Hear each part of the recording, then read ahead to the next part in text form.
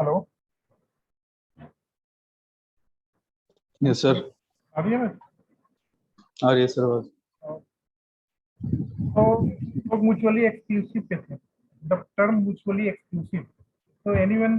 Sir mutual exclusive sir A intersection B equal to 0 कि sir कोई भी दो इवेंट सेम एक इवेंट दोनों में नहीं होने चाहिए।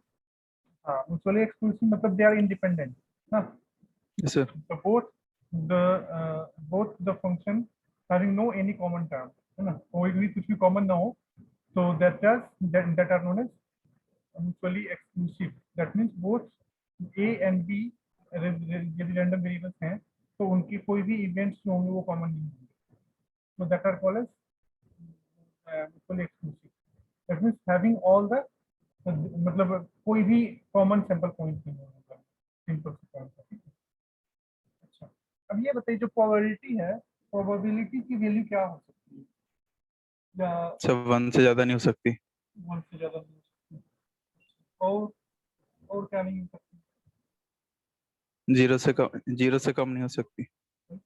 नेगेटिव नहीं जा सकती सर वैल्यू। तो प्रोबेबिलिटी जो होती है वो हम ऑलवेज, मतलब minimum 0 maximum 1, probability minimum 0 maximum 1, और इन बिटवीन देम प्रोबेबिलिटी जो होगी इन बिटवीन देम होगी, या फिर मतलब 0 से 1 के बीच में ही होगी। ठीक है, और वी कांट हैव एनी।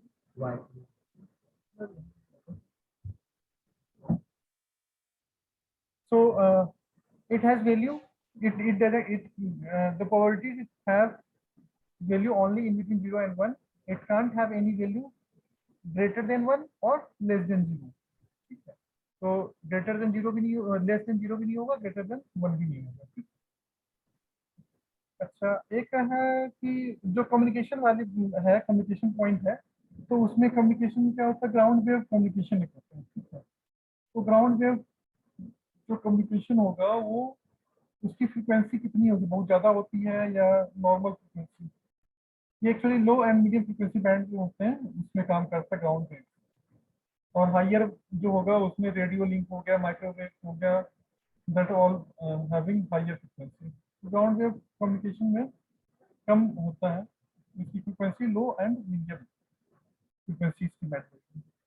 अच्छा, डिजिटल कम्युनिकेशन में कौन कौन से signal we can use as a input? जो आप हमारा हमारा अपना जो चैनल सोर्स इनकोडर होगा, तो सोर्स इनकोडर, अच्छा सबसे पहले सोर्स इनकोडर करता क्या है, और सोर्स इनकोडर कौन कौन सी वैल्यू ले सकता है? जो सिग्नल होगा इसकी इनपुट पे, तो क्या हो सकता है, एनालॉग सिग्नल हो सकता है। ठीक है, कोई signal 1D, one dimensional signal और 2 डायमेंशनल सिग्नल, तो it can handle all the types of signal or 0101 in the form, so it will handle all, no issue. Encode करने का मतलब क्या होता है, और डिकोड? इनकोड का मतलब ज्यादा से कम की तरफ। मान लीजिए यदि 8 आपकी इनपुट में है तो आउटपुट पे क्या जाएगा, 3, depending on 2 to the power n sir होता है ऐसे ना। होगा कि सर इंकोडर में अगर 2 की पावर n इनपुट ले रहा है तो तो n सर वो n n जो होगा n आउटपुट देगा। n आउटपुट देगा, बिल्कुल ठीक है। तो यदि 8 इनपुट में है और ये 2 टू द पावर n मतलब 3, 3 n यहाँ पे क्या हो जाएगा, 3 हो जाएगा, आउटपुट पे 3 मिलेगा। तो इसका मतलब क्या हो रहा है, डाटा जो है वो कंप्रेस हो रहा है या एक्सपेंड हो रहा है? कंप्रेस कर रहा है सर वो तो डाटा। बिल्कुल, है ना, कंप्रेस कर रहा है। तो जो ये हम इनपुट लेते हैं तो सबसे पहले वो कहाँ जाता है, सोर्स इनकोडर के पास जाता है। ठीक है, जो ट्रांसमिशन के लिए हम transmission we will start first, so the signal coming to the source encoder. So source encoder जो होगा उसका फंक्शन क्या है, वो डाटा को कंप्रेस करता है। तो डाटा कंप्रेशन जो होता है वो सोर्स इनकोडर स्टार्टिंग में जो होते हैं लगे, उनका काम है इनकोड करना। और डिकोडर का मतलब क्या हो जाएगा, डाटा एक्सपेंशन। डिकोडर का मतलब डाटा एक्सपेंशन।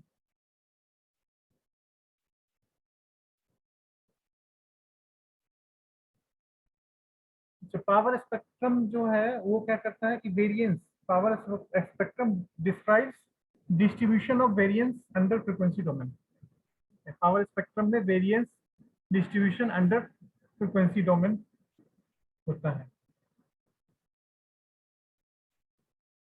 अच्छा, एक रोल ऑफ फैक्टर हमने आपको बताया था, याद होगा आपको, रोल ऑफ फैक्टर जहाँ लाइन कोडिंग हम लोग कर रहे थे, लाइन ये power spectral density of line coding, इसमें रोल ऑफ फैक्टर हमने बताया था आपको। तो रोल ऑफ फैक्टर क्या होता है? This is fraction. किस चीज का फ्रैक्शन है? एक्सेस बैंडविड्थ जो था, excess bandwidth divided by minimum request bandwidth, excess bandwidth divided by minimum request bandwidth. So overall जो बैंडविड्थ होता था उसमें दो टर्म होते थे। ओवरऑल बैंडविड्थ में क्या था? एक एक्सेस बैंडविड्थ था, और एडिंग में in addition with its minimum request bandwidth, नहीं, minimum request bandwidth plus excess bandwidth. तो जब उसका एडिशन होता था तो वो क्या था? ओवरऑल बैंडविड्थ होता था। तो इसमें एक रोल ऑफ फैक्टर है, roll off factor is just fraction, नहीं, it is just fraction of excess bandwidth to the minimum bandwidth. So अब जैसे टोटल बैंडविड्थ क्या है कि एक तो निक्विस्ट बैंडविड्थ हो गया, मिनिमम निक्विस्ट बैंडविड्थ, और दूसरा क्या होता है? Excess bandwidth. तो excess bandwidth is dependent on roll off factor. Roll off factor में यदि जो आर की वैल्यू होती है, R is denoted as roll off factor. तो रोल ऑफ फैक्टर की वैल्यू यदि जीरो हो जाए, रोल ऑफ फैक्टर यदि जीरो हो जाए टोटल बैंडविड्थ में, तो क्या होगा? वो क्या देगा? Nyquist minimum bandwidth. Total bandwidth is equal to Nyquist minimum bandwidth plus access bandwidth. And access bandwidth is related to your roll off factor. Roll off factor. If roll off factor is zero, so total bandwidth क्या हो जाएगा? Nyquist minimum bandwidth. तो एक point ये है, and ये depend करता है रोल ऑफ फैक्टर के ऊपर।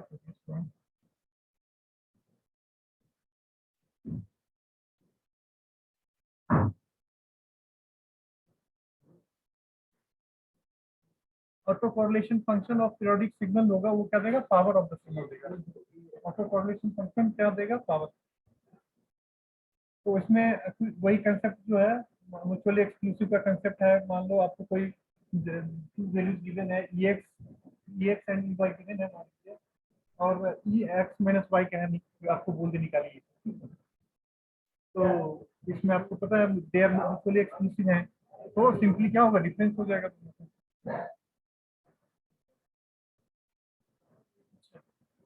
कोवेरिएंस यदि निकालना हो और टू इंडिपेंडेंट रैंडम वेरिएबल हो, ठीक है, कोवेरिएंस मतलब क्या होगा? कोवेरिएंस का मतलब क्या? टू रैंडम वेरिएबल्स हैं और उसका हम लोग कोवेरिएंस निकालते हैं, ठीक है। मतलब क्या? दोनों एक दूसरे से रिलेटेड होंगे, दोनों एक दूसरे से डिपेंडेंट होंगे, ठीक है। तो covariance we can only find out when the two random variables are dependent on each other, okay. So if they are independent, so their covariance will be, क्या होगा covariance विशाल? Covariance क्या होगा बच्चा? if the two random variables are independent? Sir अभी याद नहीं आ रहा sir, पूरा थॉरली नहीं पढ़ा सर। याद ऊपर करने ऊपर से कोरिलेशन वाले टॉपिक थे, याद ऑटो करने कोरिलेशन। याद सर करने याद करने की जरूरत ही नहीं है, हम अभी स्टेटमेंट बता रहे हैं, इसमें से बताइए। जो कोवेरिएंस मतलब क्या? कोवेरिएंस मतलब क्या होगा? टू रैंडम वेरिएबल होगा और एक दूसरे से रिलेशन होगा वहां पे, नहीं, तभी तो को का मतलब क्या? दोनों एक दूसरे से रिलेटेड है। तो यस कोवेरिएंस सर। मतलब एक दूसरे पे डिपेंडेंट होना। और यदि हम कहते हैं कि ये दोनों आपस में डिपेंडेंट है ही नहीं, तो डिपेंडेंट जब है ही नहीं तो उसकी वैल्यू क्या आ जाएगी? तो वेरिएंस जो हम निकालेंगे फाइनली, तो उसकी वैल्यू क्या आएगी? क्योंकि इंडिपेंडेंट है और दोनों एक दूसरे पे डिपेंडेंट कर ही नहीं रहा, ठीक है।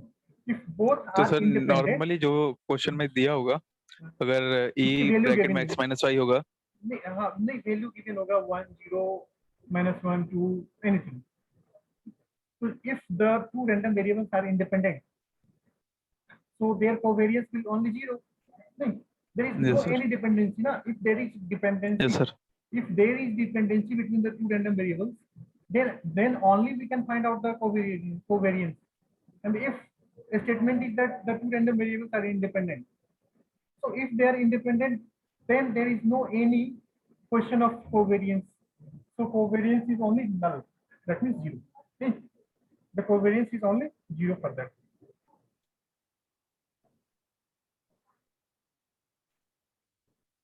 लाइन कोडिंग टेक्निक्स वगैरह जो है उनकी थोड़ी सी प्रॉपर्टीज वगैरह जो देख लीजिए। लाइन कोडिंग टेक्निक जो है वो ट्रांसपेरेंसी वो है, पावर स्पेक्ट्रल डेंसिटी, वहां से हम उसकी फाइंड आउट कर सकते हैं।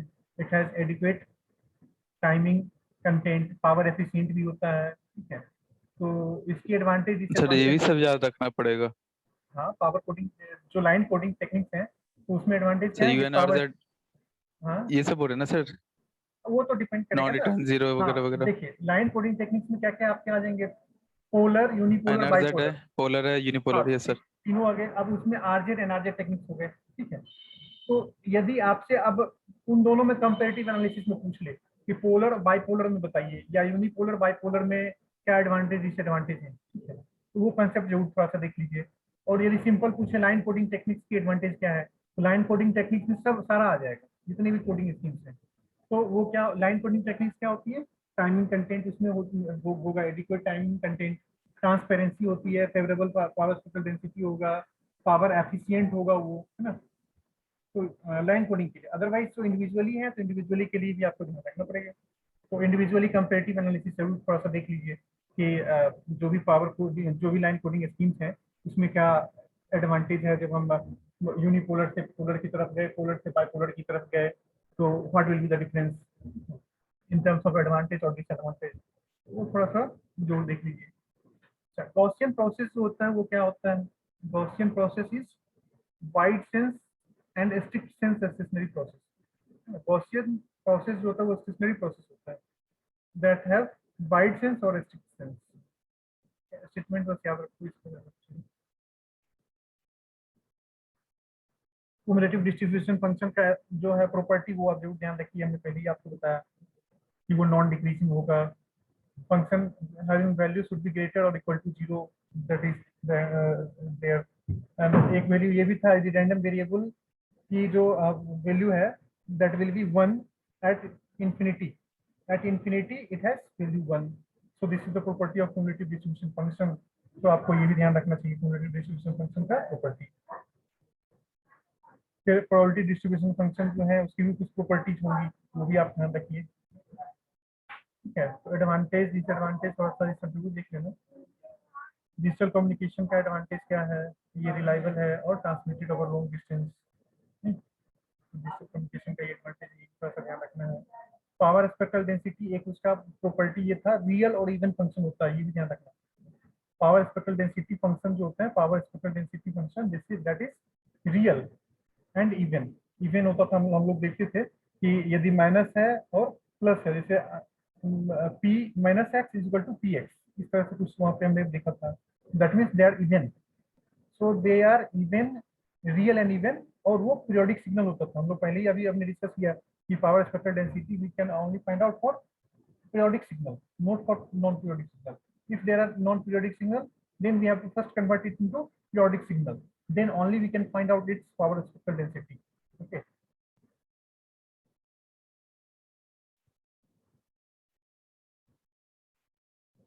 तो ये सब है।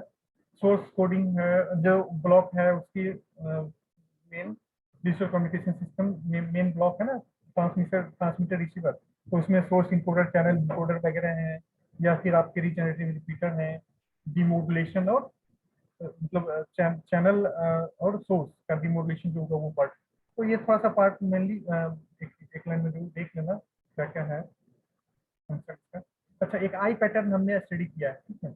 आई पैटर्न क्या था, इंटरसिम्बॉलिक इंटरफेरेंस जो थे, इंटरसिम्बॉलिक इंटरफेरेंस उसको स्टडी हम कर रहे थे, नहीं। इंटरसिम्बॉलिक इंटरफेरेंस के लिए हमने आई पैटर्न हमने देखा था कि आई यदि आई ओपनिंग यदि फुल है, आई ओपनिंग यदि बहुत ज्यादा है, इसका मतलब इंटर सिंबॉलिक इंटरफेरेंस जो होगा वो बहुत कम होगा। तो आई पैटर्न को हम लोग कहाँ देख पाएंगे, सीआरओ पे ना। सीआरओ पे हम लोग देखते हैं आई पैटर्न, इसका नाम क्यों पड़ा, क्योंकि it resembles like the shape of human I. I pattern जो होगा, नेम जो पड़ा इसका किस वजह से पड़ा, that it has the shape of human eye, that's why it is called as eye pattern। We can see it on the CRO and it is useful to observe the intersymbolic interference depending on the opening of the eye। opening of the eye के basis पे हम लोग इसका इंटरसिम्बॉलिक interference हम लोग predict कर पाते हैं। तो दैट इज आई ओपनिंग। तो अब पोलर सिग्नलिंग स्कीम जो थी वो क्या कहता है, इसके बारे में जरूर सब देख लीजिए। दैट इज पावर जो है लेस रिक्वायर्ड है, बैंडविड्थ एफिशिएंट है आपका, और it having error detection and correction capability. ठीक है, पोलर सिग्नलिंग क्या होगा, इसकी एरर डिटेक्शन और करेक्शन कैपेबिलिटीज होंगी उसमें, और it having required less bandwidth.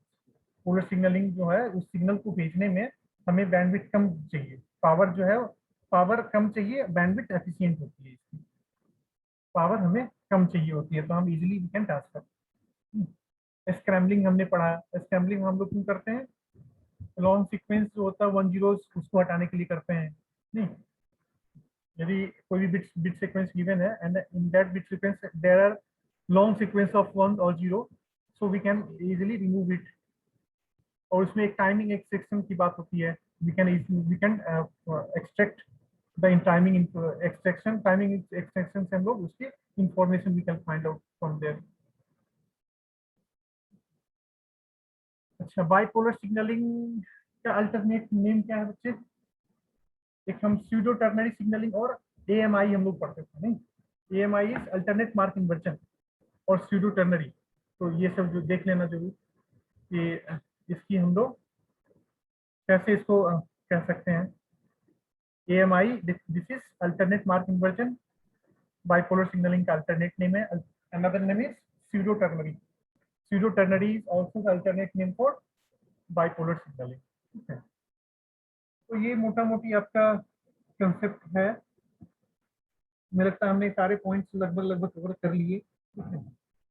एक ग्राम स्मिथ ऑर्थोगोनलाइजेशन स्कीम है, तो ठीक है, उसके बारे में थोड़ा सा देख लेना मेन कंसेप्ट ये करता क्या है।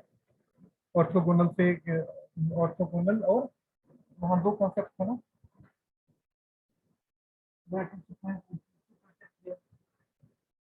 Orthogonal and orthonormal, so it converts orthogonal to orthonormal.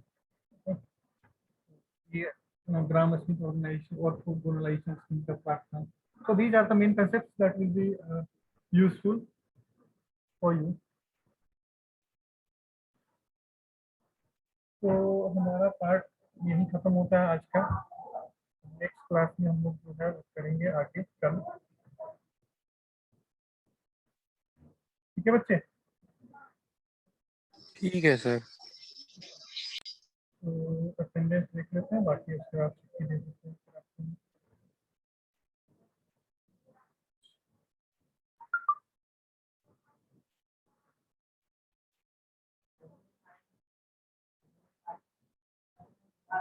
So 122 Shreya, Present, sir.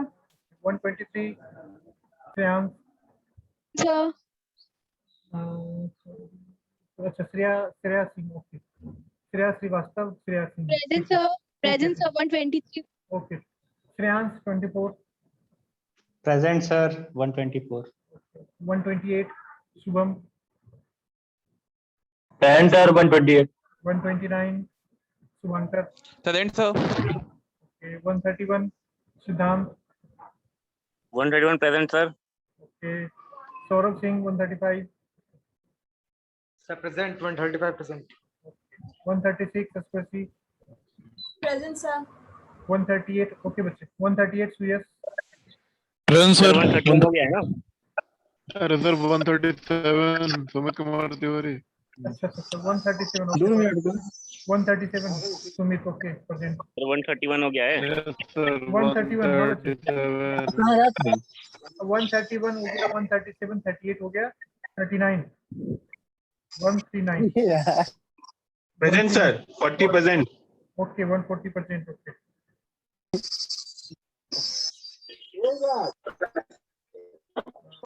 T3 143, sir 139 sir Asim. Hello हाँ हाँ 139 is okay, 41 present. 139 okay, 140 Sir, okay, 141 present. हाँ हाँ हाँ Varshika, 141 is okay present, then Okay, 143 Okay, sir. okay, Present, sir. 143 present. okay, 144 Present sir. 145 Present, sir. 145. 145 okay, then 9004 Ankita 9004, okay, 9005 Pallavi, Present, sir. 9005.